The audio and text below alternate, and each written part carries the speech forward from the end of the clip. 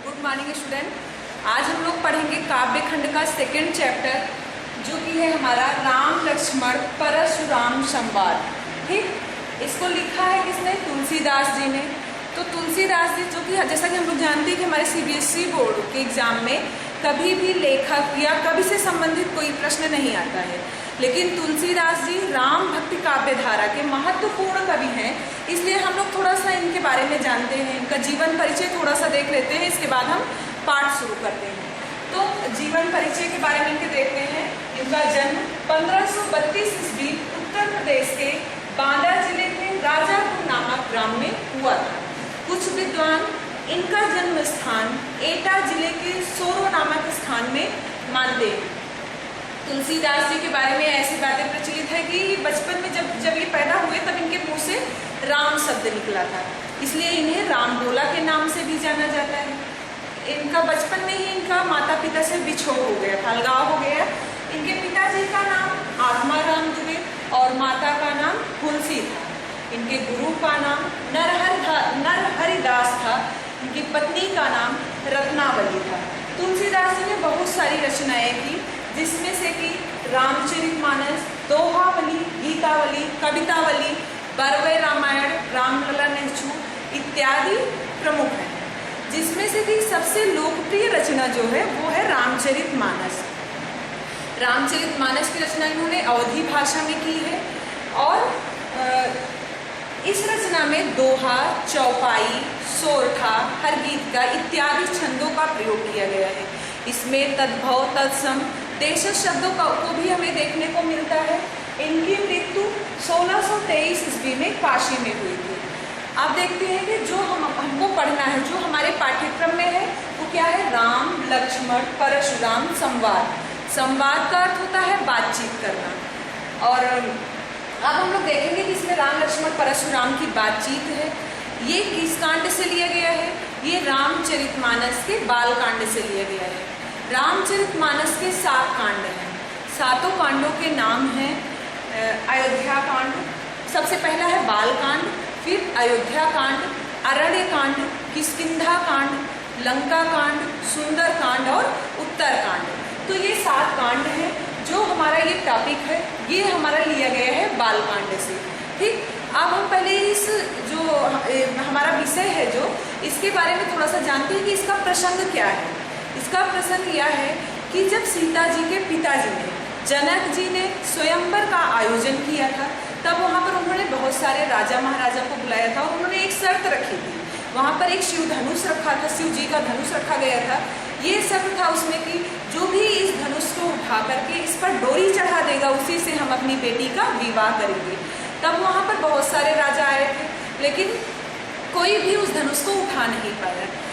विश्वामित्र भी वहाँ पर राम और लक्ष्मण को लेकर के उपस्थित हुए। जब विश्वामित्र ने देखा कि यहाँ पर कोई कुछ नहीं कर पा रहा है, इसके बाद राम को उन्होंने भेजा। राम जी गए, जैसे ही उन्होंने धनुष उठाया और डोरी चढ़ाने के लिए सोची, तुरंत ही धनुष टूट गया। चारों तरफ ये फैल गया कि अरे ये कैसे हो गया, ये कैसे हो गया। इसके बाद ये सूचना मिली परशुराम को। परशुराम भागते हुए वहाँ आए और वे क्रोधित हो गए, क्योंकि वे शिव के भक्त थे। तो उन्हें ऐसा लगा कि अरे ऐसा कौन कर सकता है।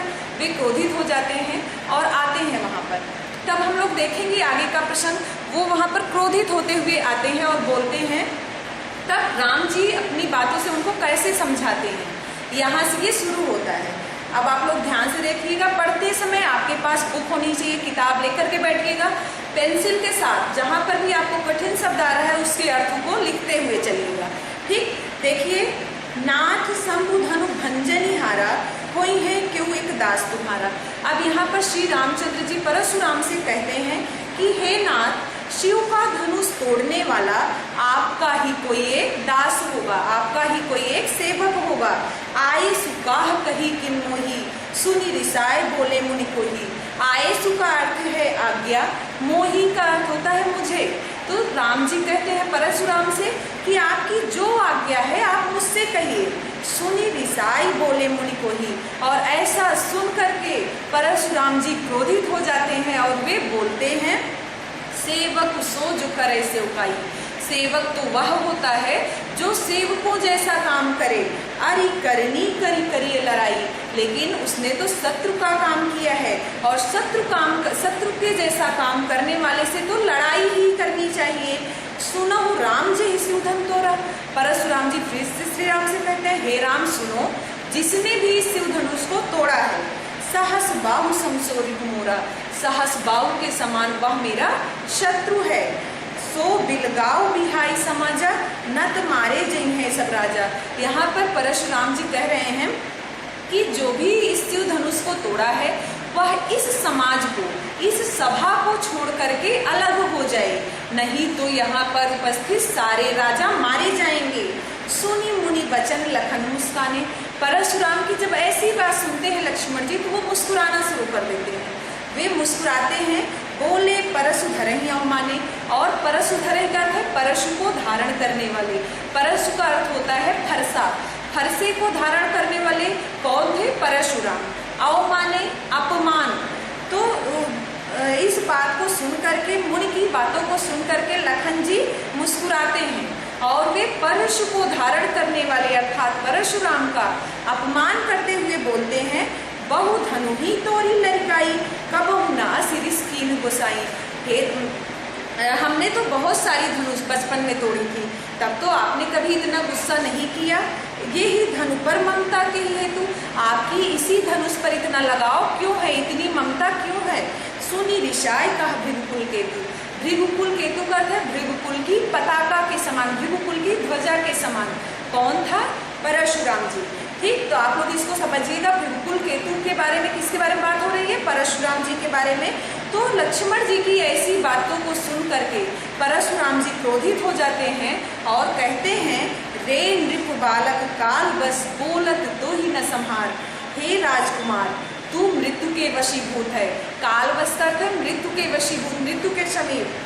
तू मृत्यु के वशीभूत है, इसलिए तू संभल करके नहीं बोल रहा है।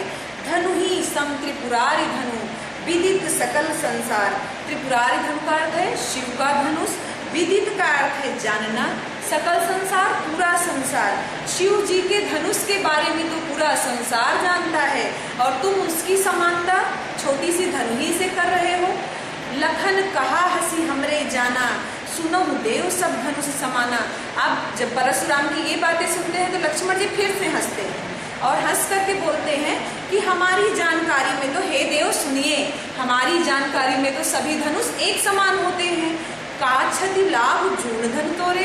क्षति का अर्थ होता है नुकसान, लाभ का अर्थ है लाभ, जून का अर्थ होता है पुराना। तो लक्ष्मण जी कहते हैं, ये बताइए कि पुराने धनुष को तोड़ने से हमारा कौन सा लाभ और कौन सा नुकसान था? देखा राम नयन के भोरे। नयन का अर्थ है नया, भोरे का अर्थ है धोखे से। राम जी ने तो इसे धोखे से नया समझ लिया था। छुअत टूट रघुपति ही न दोषु। रघुपति का अर्थ है श्री रामचंद्र जी, दोषु का अर्थ है दोष। तो यहाँ पर भी कहते हैं कि इसको तो, ये तो छूते ही टूट गया, इसमें तो रघुपति का कोई दोष नहीं है। मुनि बिनु काज करिए कति दोषु। काज का अर्थ है कारण। तो यहाँ लक्ष्मण जी कहते हैं कि हे मुनि, आप तो बिना कारण के ही गुस्सा हो रहे हैं। रोसु का अर्थ होता है गुस्सा होना। बोले चितई परशु की ओरा। परशु का अर्थ है फरसा। तब यहाँ पर परशुराम जी फिर से क्रोधित हो जाते हैं। लक्ष्मण के इस प्रकार के व्यंग्य को सुनकर के परशुराम फिर से क्रोधित हो जाते हैं और वे अपने फरसे की तरफ देखते हुए कहते हैं, रे सठ सुने ही स्वभाव न मोरा। सठ का अर्थ है मूर्ख। हे मूर्ख, क्या तुम मेरे स्वभाव के बारे में नहीं सुने हो? बालक बोली बधौ नहीं तो ही। बधौ का अर्थ है वध करना, वध। तुम्हें तो मैं बालक समझ करके अभी तक तुम्हारा वध नहीं किया। केवल मुनि जड़ जानहि मोहि। जड़ का अर्थ होता है साधारण। क्या तुम अभी तक मुझे सिर्फ साधारण मुनि ही समझ रहे थे? बाल ब्रह्मचारी यति कोहि। हम तो बाल ब्रह्मचारी हैं और अत्यंत क्रोधी हैं। विश्व विदित क्षत्रिय कुल द्रोही। विश्व विदित का अर्थ होता है सारा संसार जानता है। सारा संसार जानता है कि मैं तो क्षत्रिय कुल का द्रोही हूँ, क्षत्रिय कुल का नाश करने वाला हूँ। भुज बल भूमि भूप बिन पीढ़ी। और मैंने तो अपनी भुजाओं के बल से इस धरती को, इस भूमि को राजाओं से हीन कर दिया था। विपुल बार महिदेवन दीनी। विपुल का अर्थ है कई बार, महिदेवन का अर्थ होता है ब्राह्मण। और हमने क्षत्रिय राजाओं से इस भूमि को लेकर के कई बार ब्राह्मणों को दान दे दिया। सहस बाहुभुज छेद निहारा, सहस बाहुभुज छेद निहारा, परसु बिलोक महीप कुमारा। लक्ष्मण जी से कहते हैं कि हे राजकुमार तुम इस फरसे को देखो, मेरे इस फरसे को देखो, यह फरसा सहस बाहु की भुजाओं को काटने वाला था। काटने वाला है, छेद निहारा का अर्थ है काटने वाला, सहस बाहु भुज का अर्थ है सहस बाहु की भुजाओं को। तो वे लक्ष्मण को बुलाते हैं, लक्ष्मण को संबोधित करते हुए कहते हैं कि हे राजकुमार तुम इस फरसे की तरफ देखो, यह सहस बाहु की भुजाओं को काटने वाला है। मातु पितहि जनि सोच बस करसि महिष किशोर। महिष किशोर का अर्थ है राजकुमार, सोच बस विचार करो। तब यहाँ पर फिर से परशुराम जी कहते हैं लक्ष्मण से कि हे राजकुमार तुम अपने माता पिता के बारे में विचार करो। गर्भन के अर्भत दलन परस मोर अति घोर। वे अपने फरसे की प्रशंसा करते हुए अपने बारे में अपनी बड़ाई करते हुए भी कहते हैं कि घोर का अर्थ होता है गर्जना, अर्भक दलन पल रहा शिशु। बताते हैं आगे परशुराम जी कि मेरे इस फरसे की घोर गर्जना से गर्भ में पल रहा शिशु भी मर जाता है, उसका भी नाश हो जाता है। बिहसी लखन बोले मृदुबानी। जब परशुराम की ऐसी अपने मुंह से अपनी प्रशंसा करते हुए लक्ष्मण जी सुनते हैं तब वे फिर से हंसते हैं और मुस्कुरा करके बोलते हैं अहो मुनीसु महाभटमानी। हे मुनि मैं तो आपको महापराक्रमी मानता था। पुनि पुनि मोहि दिखाओ कुठारू। कुठारू का अर्थ भी फरसा होता है। वो कहते हैं पुनि पुनि का अर्थ है बार बार। आप तो बार बार मुझे फरसा दिखाए जा रहे हैं। चाहत उड़ामन फूंक की पहाड़ू। आप अपनी फूंक से क्या पहाड़ उड़ाना चाहते हैं? यहाँ कुम्हड़ बतिया को नहीं, लेकिन आप जैसा चाहते हैं ऐसा होगा नहीं, क्योंकि यहाँ पर कोई भी कुम्हड़े की बतिया के समान कमजोर नहीं है। जे तर्जनी देख मर जाए, जो कि तर्जनी उंगली दिखाने से मर जाए।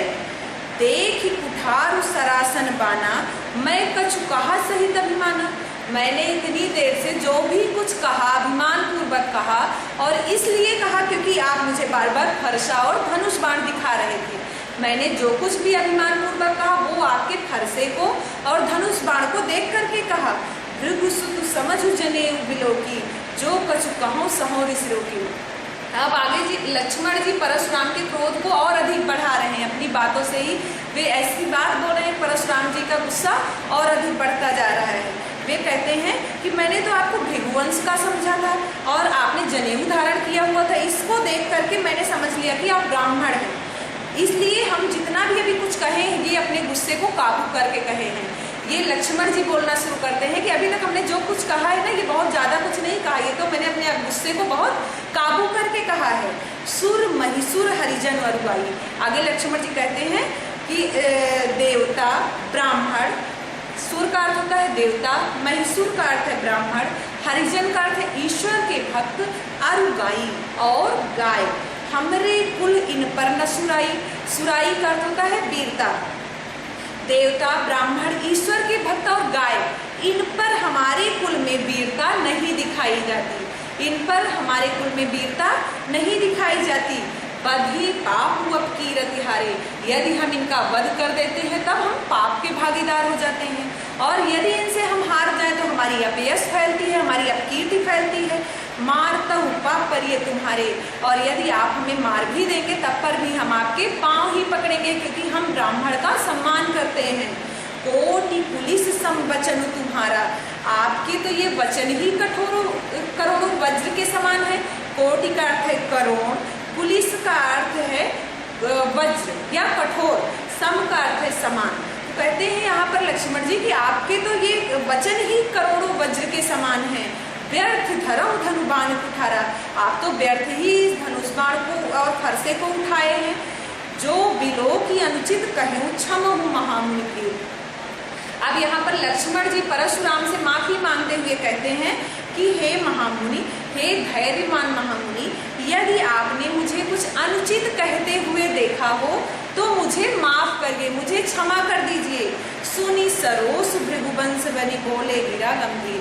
जब ये बात परशुराम जी सुनते हैं तो वे क्रोध सहित बोलते हैं। कैसे बोलते हैं? एकदम गंभीर स्वर में। वे क्रोध सहित गंभीर स्वर में बोलते हैं। क्या बोलते हैं आगे देखिएगा। कौशिक सुनहु मंद यह बालक। कौशिक किसके लिए प्रयोग हुआ है? विश्वामित्र विश्वामित्र के लिए। विश्वामित्र कौन है? श्री राम जी और लक्ष्मण जी के गुरु थे, वही इनको सभा में लेकर के आए थे। तब यहाँ पर परशुराम जी विश्वामित्र से कहने लगते हैं कि हे विश्वामित्र सुनो, यह बालक मंद बुद्धि का है, कुटिल काल बस निज कुल घालक, और यह कठोरता से ये मृत्यु के समीप जा रहा है। कालवसु मृत्यु के समीप जाना, निज कुल घालक, घालक का अर्थ होता है नाश करने वाला, और यह तो अपने कुल का नाश करने वाला है। भानु वंश पर राकेश कलंकु, यह तो सूर्यवंशी है, किंतु यह चंद्रमा के समान, चंद्रमा पे जिस तरह कलंक होता है उसी तरह यह भी कलंक के समान बनता जा रहा है। निपट निरंकुश अबुधु असंकु, निपट का अर्थ होता है नीरा, निरंकुश उद्दंड, अबुधु, अबुधु का अर्थ है नासमझ, और असंकु, असंकु का अर्थ है बिना शंका के। मैं यह बात बिना शंका के कह सकता हूँ कि यह बालक तो निरा, उद्दंड और नासमझ है। काल कवल हुई है क्षण माही, काल कवल का अर्थ है काल का ग्रास बनना या मृत्यु के समीप चले जाना। कहते हैं यह बालक तो क्षण भर में ही मृत्यु के समीप जा सकता है। कहाँ पुकार खोर मोहिना ही, अब मैं यह बात पूरी सभा को पुकार करके कह दे रहा हूँ, इसलिए कोई भी मुझे दोष नहीं देगा। खोरी मोहिना ही, खोरी का अर्थ होता है दोष देना। तुम हटको जो चहु उबारा, अब यहाँ पर परशुराम जी फिर से विश्वामित्र से कहते हैं, उबारा का अर्थ होता है बचाना, हटकों का अर्थ है मना करना। तुम चाहो तो इसे मना करके इसे बचा सकते हो। कहीं प्रताप ही बल रोष हो हमारा, तुम इससे मेरे यश के बारे में, मेरे बल के बारे में, मेरे गुस्से के बारे में बताओ, और इसे बता करके तुम इसे बचा सकते हो। लखन कहो मुनि सुजस तुम्हारा, तुम्हें अछत को बर नहीं पा रहा। ये सब बातें जब लक्ष्मण जी सुनते रहते हैं तो उनसे फिर से नहीं रहा जाता, वे क्रोधित हो जाते हैं और व्यंग्यपूर्वक फिर से बोलते हैं। लक्ष्मण जी कहते हैं कि मुनि आपका यश, आपका प्रताप तुम्हें अछत को बर नहीं पा रहा। अछत का मतलब है अच्छा, बर नहीं पा रहा, बता पाएगा। आपका यश और प्रताप आपसे अच्छा कौन बता पाएगा। अपने मुंह तुम आपन करनी, आप तो अपने मुंह ही अपनी बड़ाई किए जा रहे हैं। बार अनेक भांति बहुबरनी, आपने तो अनेकों बार अनेकों प्रकार से अपनी बड़ाई किया, अपनी बातें बता दिया। नहीं संतोष तो पुनि कुछ कहूँ, यदि इतना कहने के बाद भी अभी तक आपको संतोष नहीं हुआ है, संतुष्टि नहीं हुई है, तो फिर से एक बार कह दीजिए। जनी निसरो की दुसह दुख सहम, क्या आप अभी अपने गुस्से को रोक करके अपने गुस्से को क्यों सह रहे हैं, इतना असहनीय दुख क्यों सह रहे हैं। वीर व्रती तुम धीर अछोभा, आप तो वीरता के व्रत का पालन करने वाले, धैर्यवान और शांति प्रिय व्यक्ति हैं। गाली देत न पाओ शोभा, और आपके मुंह से ये अपशब्द जो निकल रहे हैं ये शोभावान नहीं है, ये अच्छे नहीं लग रहे हैं। सूर समर करनी करही कहीं न जनाऊं आप, यहाँ पर लक्ष्मण जी कह रहे हैं कि सूर का अर्थ होता है वीर, समर का अर्थ होता है युद्ध करना। तो ये लक्ष्मण जी कह रहे हैं कि वीर तो वो होता है जो युद्ध में अपनी वीरता दिखाए, अपना प्रताप खुद, अपनी बड़ाई खुद नहीं करता।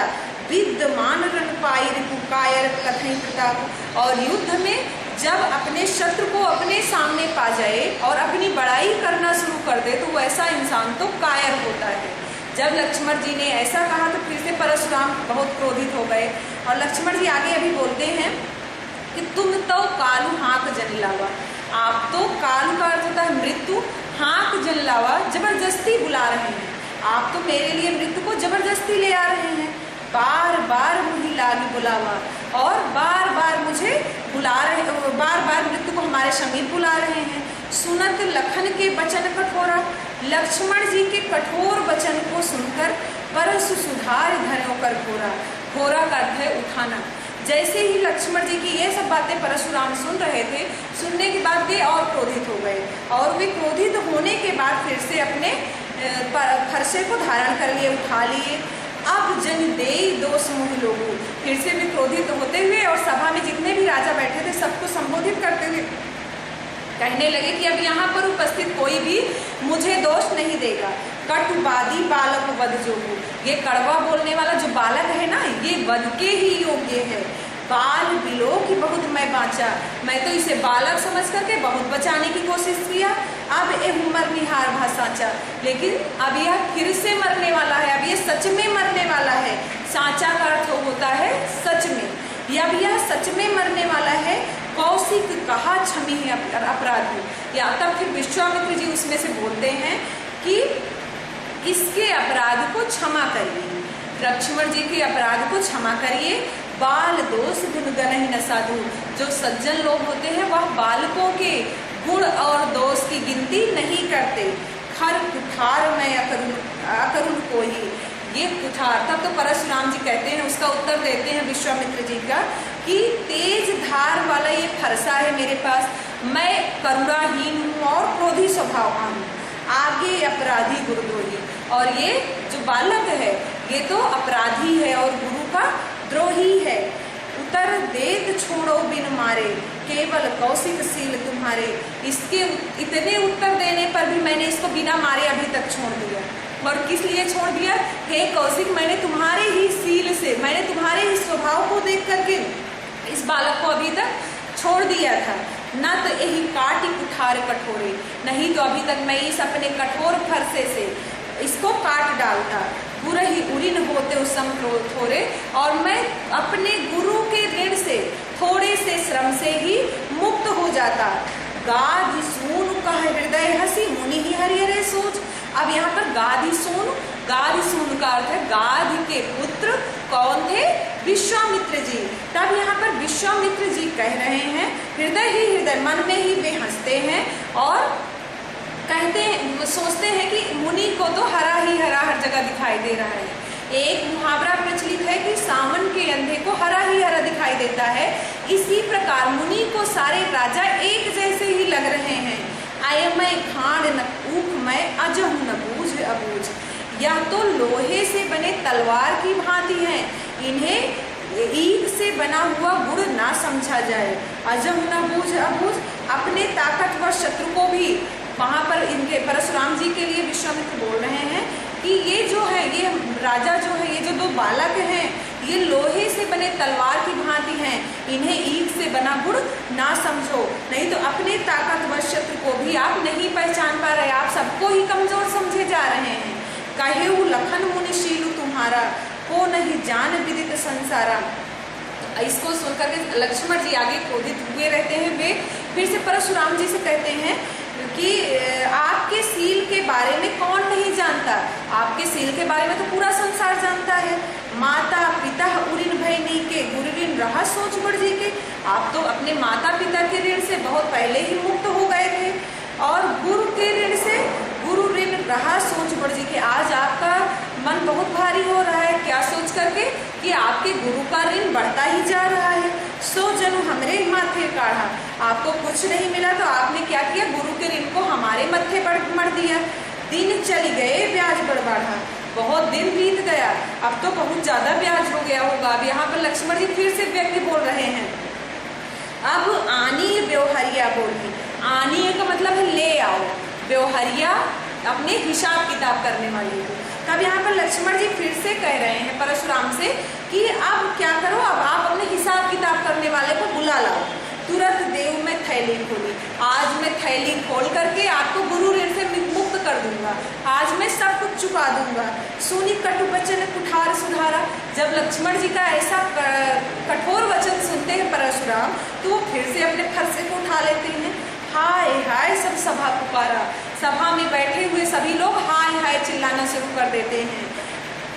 भृगुबर परसु दिखाओ मोही, विप्र विचारी बचो नृप दोही। अब यहाँ पर लक्ष्मण जी कह रहे हैं कि भृगुबर परशुराम जी ये बार बार अपने फरसे को मुझे दिखा रहे हैं, और विप्र विचार, मैं तो इन्हें ब्राह्मण समझ करके ये जानते हुए छोड़ दिया, जबकि मैं ये जान रहा था कि ये राजाओं के द्रोही हैं, फिर भी मैं इन्हें ब्राह्मण समझ करके छोड़ दिया। मिले न कबहू सुभट रण गाढ़े, सुभट का अर्थ होता है वीर, रण का मतलब है युद्ध, गाढ़े का मतलब है अच्छे। अभी लक्ष्मण जी अपनी बातों को बंद नहीं करते और परशुराम से कहते हैं कि ऐसा लगता है कि इनको कभी युद्ध में अच्छे वीर नहीं मिले हैं। द्विज देवता घर ही के बाढ़े, और ये द्विज देवता, ये ब्राह्मण देवता जो हैं, ये अपने घर करके ही बड़े होंगे, अनुचित कहीं सब लोग पुकारूं।